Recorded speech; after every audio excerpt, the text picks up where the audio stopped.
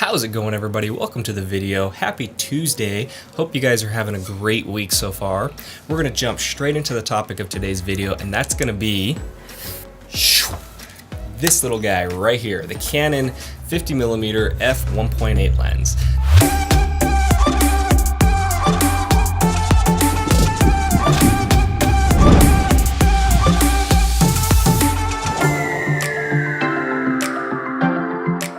Now, a question that I see everywhere, all over the internet, is what lens should I buy? Maybe you've just picked up a brand new camera and you want to start upgrading from that kit lens.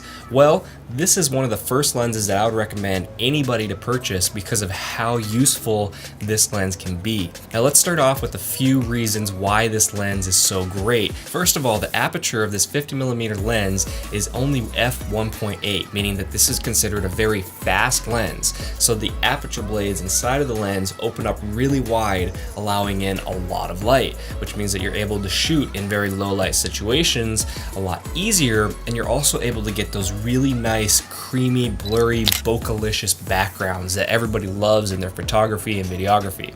Now, another thing that's great about this lens is the price. This thing is only $125.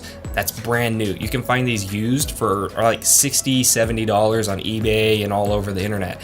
So for that price, this is one of the greatest lenses that you can get for this focal range. Canon makes 3 different versions of these, the 1.8, 1.4, and then the 1.2.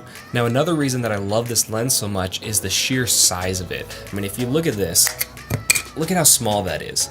This thing is just super thin, it's super light, you can toss it around, it's so cheap that you can use it, abuse it.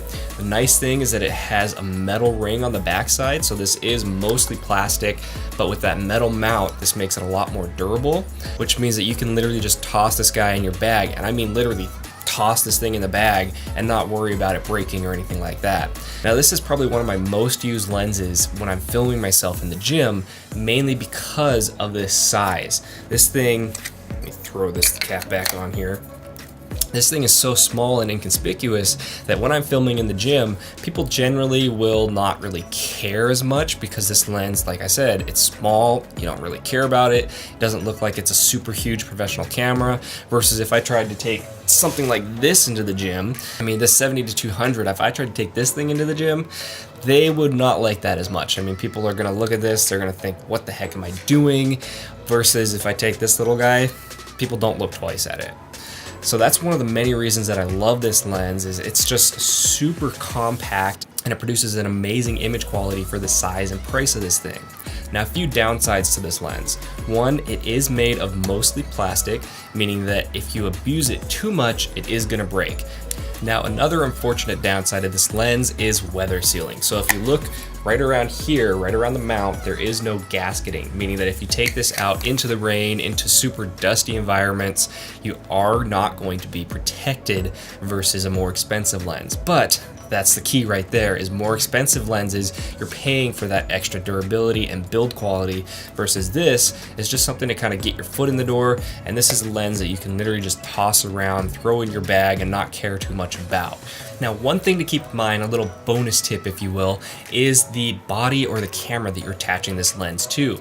If you have an APS-C size sensor, you have to calculate in the crop factor of your camera, meaning that instead of a 50mm, you're gonna be looking at about an 80mm lens. Or in other words, you take the 50 times 1.6, which is a standard APS-C crop factor, which is gonna give you that 80mm or so, roughly.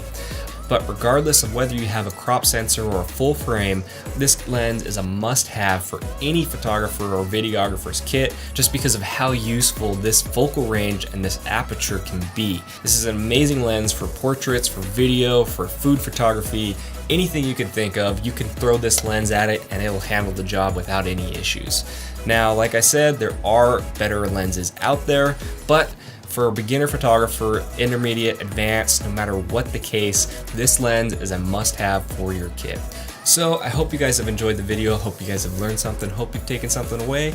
As always, don't forget to smash that like button, subscribe for more videos like this coming at you all the time, and I will see you all in the next one. Bye.